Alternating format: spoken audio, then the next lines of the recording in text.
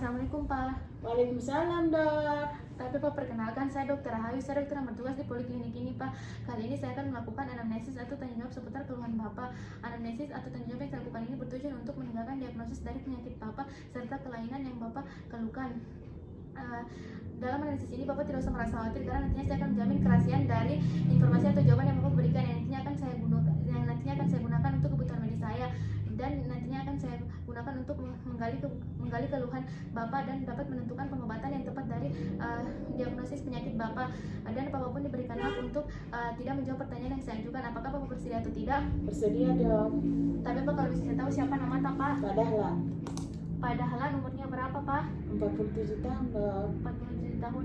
Padahal di mana alamat Pak?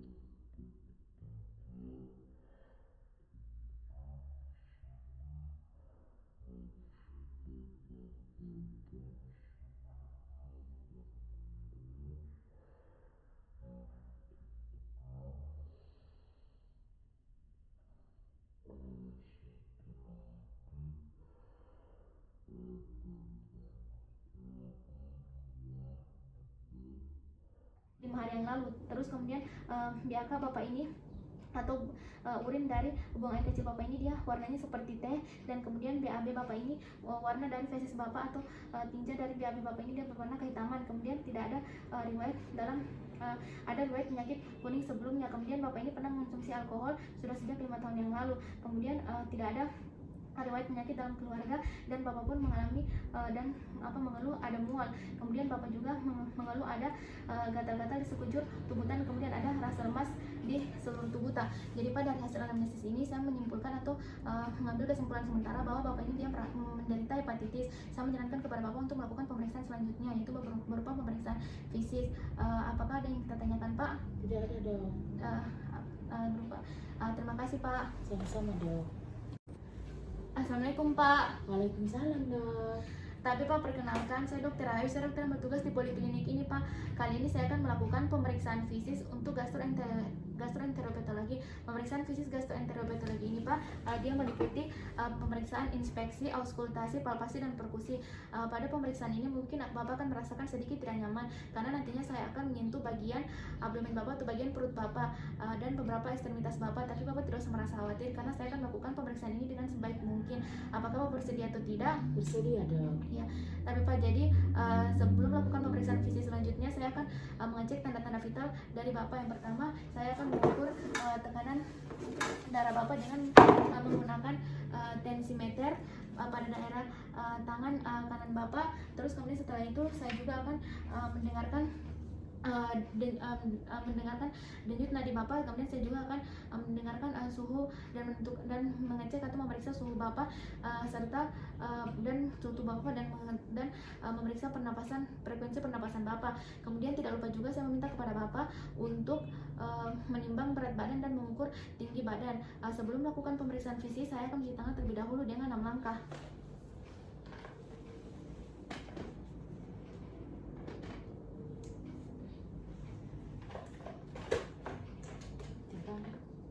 Kemudian setelah itu saya di sini ini akan menggunakan handscoon terlebih dahulu.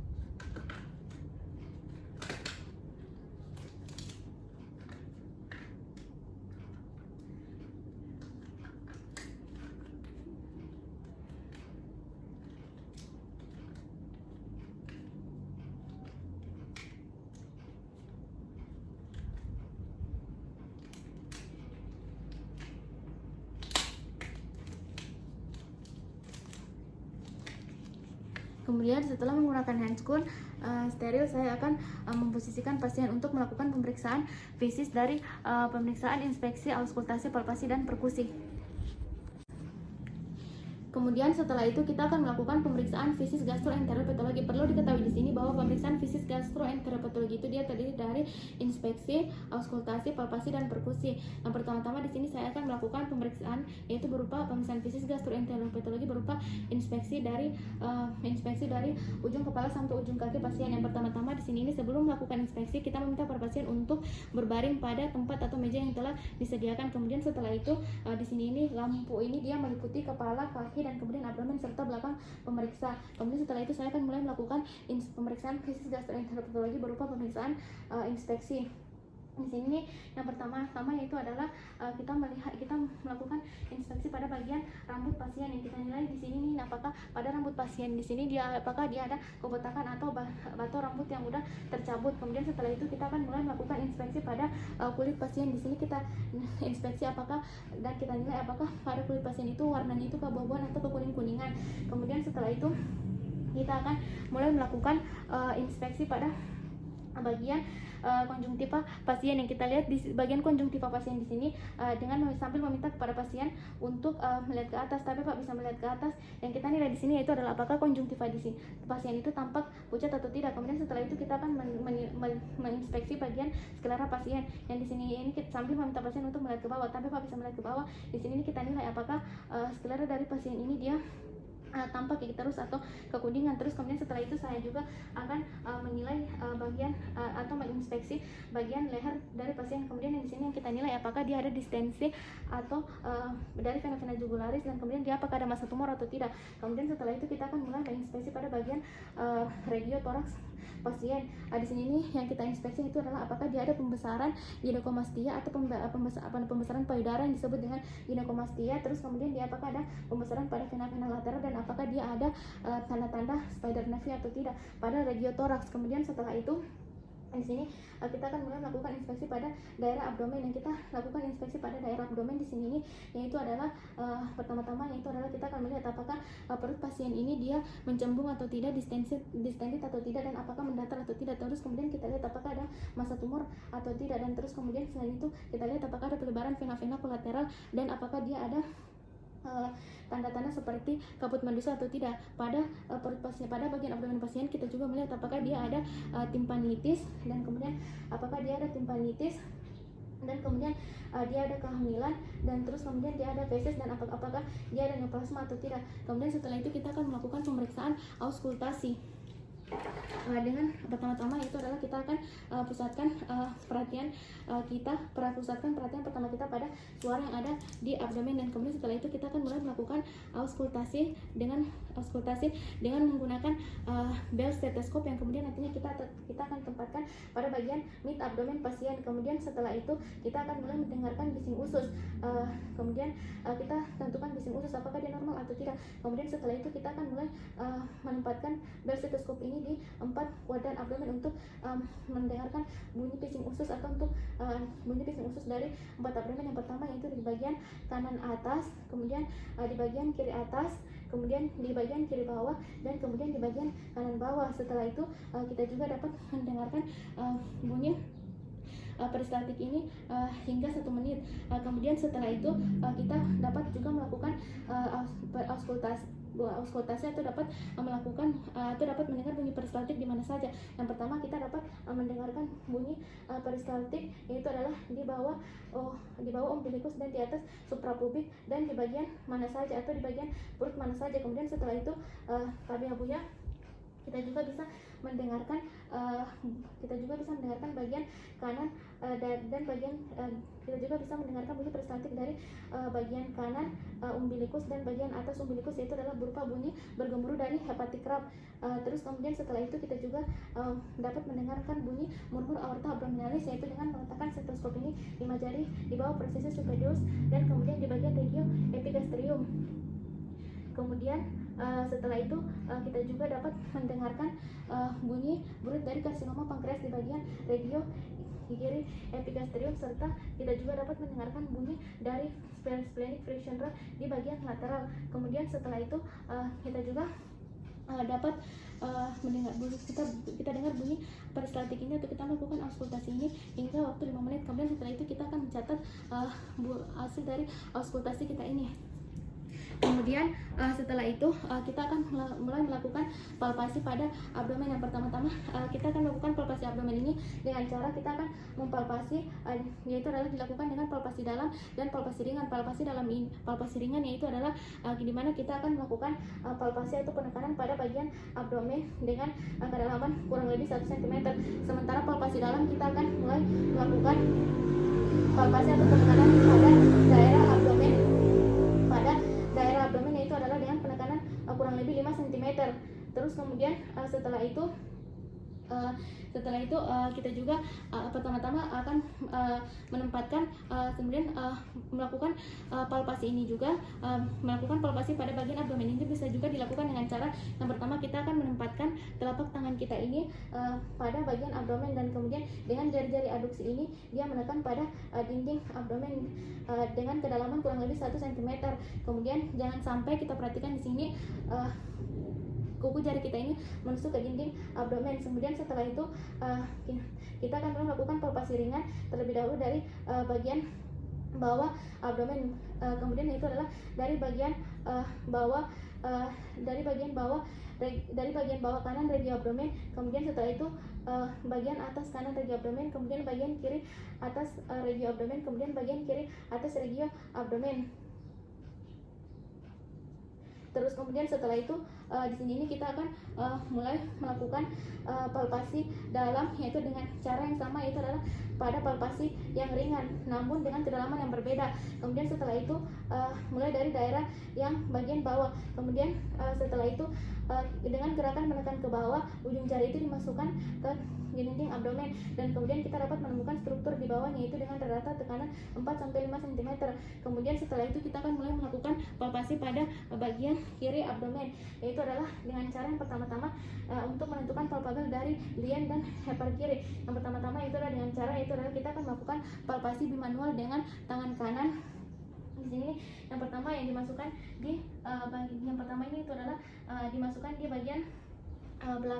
bagian belakang margin kosta kiri, dan kemudian sekitar di garis dan di daerah sekitar garis mid aksilaris. Kemudian setelah itu tangan kiri kita ini kemudian yaitu ditempatkan di bagian toraks belakang. Kemudian setelah itu kita meminta kepada pasien sehingga jari-jari ini dapat ditentukan di bagian bawah iga. Kemudian kita minta pada pasien untuk bernapas lebih dalam. Tadi Pak bisa bernapas lebih dalam. kemudian setelah itu inspirasi dalam tercapai, maka tangan kanan kita ini dinaikkan, dimasukkan lebih dalam di bagian belakang margin kosta kiri dan dinaikkan sehingga bagian toraks belakang ini dapat dinaikkan oleh tangan kiri. Kita melakukan palpasi ini sambil memperhatikan inspirasi dari pasien dan kemudian dengan menempatkan tangan kanan ini dia berganti tempat atau arah. Kemudian setelah itu kita akan mulai melakukan palpasi bagian kanan dari regio abdomen untuk menentukan palpabel dari hepar dan palpabel dari ginjal kanan. Yang pertama-tama yaitu dengan cara kita akan memasukkan atau yang pertama-tama kita akan menempatkan telapak tangan kita ini dengan jari-jari aduksi ini di bagian bawah margin tulang rusuk kanan dengan permukaan volar menyentuh permukaan abdomen, dan kemudian setelah itu sehingga sensasi ujung tati dapat dirasakan di ujung jari. Kemudian setelah itu supinasi tangan kiri ini saya akan tempatkan di bagian toraks bagian belakang. Kemudian setelah itu di sini nih tangan kanan ini pada saat inspirasi dalam, tangan kanan ini digerakkan naik dan digerakkan masuk pada saat inspirasi akhir tercapai, sementara secara bersamaan toraks bagian belakang itu dinaikkan oleh toraks bagian tangan kiri.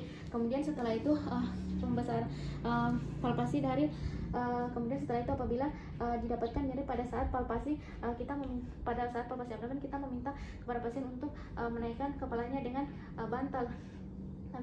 Kemudian setelah itu kita di sini juga akan melakukan pemeriksaan nyeri rebound atau nyeri memantul dengan cara kita akan menekan ujung jari kita ini pada ujung jari-jari kita ini pada dinding abdomen. Kemudian setelah itu akan menariknya kembali, dan apabila terdapat nyeri rebound di sini ini yaitu adalah untuk menilai apakah dia terdapat Blumberg sign atau tidak. Kemudian setelah itu kita akan menilai apakah dia ada massa pada saat palpasi.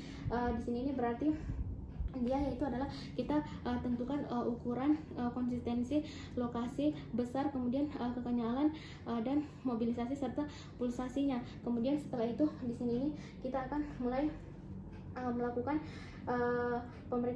kita juga di sini apabila didapatkan melakukan palpasi ini untuk menentukan apakah dia terdapat pembesaran pada hati atau tidak, yaitu adalah kemudian kita tentukan seberapa besar pembesaran hati di bawah arcus costa dan bagaimana konsistensinya dan bagaimana tepinya, apakah dia regular atau tidak, dan kemudian dia apakah ada massa tumor atau tidak, dan apakah dia ada nyeri tekan atau tidak.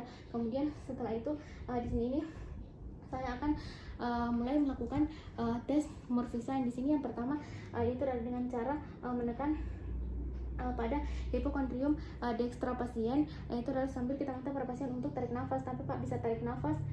Apabila pasien tidak bisa, pada saat disuruh tarik nafas pasien tidak dapat menunjukkan tarikan nafasnya, maka di situ itu tes dari Morphsign di sini itu adalah positif. Kemudian setelah itu kita juga dapat menentukan penilaian pada apakah dia ada palpasi dengan menentukan apakah dia ada tanda-tanda pada radang empedu atau tidak, yaitu dengan cara kita akan mulai melakukan palpasi pada limpa. Palpasi pada limpa ini dilakukan dengan dua cara, yaitu Schaffner dengan Heger dan Schaffner dan Heger. Kemudian itu adalah Schaffner di sini ini yaitu dia adalah apakah dia Schaffner pada dilakukan dari psias kanan sampai ke psias kiri, kemudian Heger dilakukan dari psias kiri sampai ke arcus costa kiri. Kemudian setelah itu kita akan mulai melakukan pemeriksaan Schaffner mulai dari psias kanan sampai psias kiri. Kemudian setelah itu mulai dari daerah bawah. Di sini ini Schaffner ini dia memiliki 8 nilai, yaitu S1, S2, S3, S4 pada umbilicus dan S8 dia pada psias kanan. Kemudian setelah itu kita juga akan mulai melakukan pemeriksaan Heger. Di sini pemeriksaan Heger itu dia mulai dari psias kiri sampai arcus costa kiri. Di sini kita lakukan palpasi apakah dia ada pembesaran limpa atau tidak. Kemudian di sini apabila ada pembesaran limpa pada psias kiri, kita nilai apakah dia bagaimana dengan lokasi massa, ukuran massa dan konsistensi dari massa. Kemudian setelah itu kita juga akan mulai melakukan palpasi untuk menentukan apakah dia ada nyeri peritonitis atau tidak, itu dengan cara kita melakukan nyeri tekan lepas pada daerah abdomen. Kemudian setelah itu kita akan meminta para pasien kemudian setelah itu saya akan mulai melakukan pelepasan. Apabila terdapat nyeri pada saat pelepasan penekanan pada daerah yang tadi, maka pemeriksaannya dia positif atau nyeri peritonitisnya dia positif. Kemudian setelah itu saya juga akan mulai melakukan palpasi eritema palmaris pada tangan, yaitu dengan cara eritema palmaris pada tangan yaitu adalah kita mulai melakukan palpasi pada daerah hiperamis, pada daerah tenar dan hipotenar, dan kemudian pada daerah pucat dari sentral. Kemudian setelah itu kita juga akan mulai melakukan pemeriksaan palpasi pada daerah bagian kaki, yaitu adalah dengan mengetahui apakah dengan menggunakan 3 jari apakah dia ada edema atau tidak pada kaki kanan dan kaki kiri. Kemudian setelah itu saya akan melakukan pemeriksaan perkusi. Pemeriksaan perkusi di sini yaitu adalah pertama-tama kita akan melakukan perkusi pada seluruh bagian abdomen dari perut normal, dari seluruh perkusi dari abdomen ini itu adalah dia timpani, terus kemudian dia timpani. Kemudian setelah itu kita akan mulai melakukan menentukan batas untuk menentukan batas atas hati dan batas atas bawah, yaitu yang pertama itu adalah kita akan mulai melakukan pemeriksaan, yaitu adalah dengan mulai melakukan perkusi pada daerah mid clavicula kanan, yaitu adalah mulai dari daerah pertengahan, kemudian mulai dari daerah pertengahan, kemudian pada daerah atas, dan kemudian pada daerah bawah. Kemudian setelah itu apabila didapatkan bunyi resonan menjadi bebak, maka itu adalah batas atas hati. Kemudian setelah itu kita akan melanjutkan ke bawah, dan kemudian setelah itu apabila dia terdapat bunyi pekat sampai bunyi tempani, maka itu adalah di atas kolon, maka dilanjutkan sampai di bawah kolon, maka itu adalah batas atas dari hati.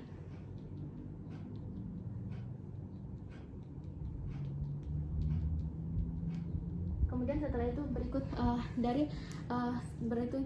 kemudian setelah itu kita akan mulai menentukan ukuran dan lokasi dari pembesaran hati. Yaitu adalah demikianlah pemeriksaan fisis dari gastroenteropatologi yang meliputi pemeriksaan inspeksi, auskultasi, palpasi, dan perkusi. Sekian dan terima kasih.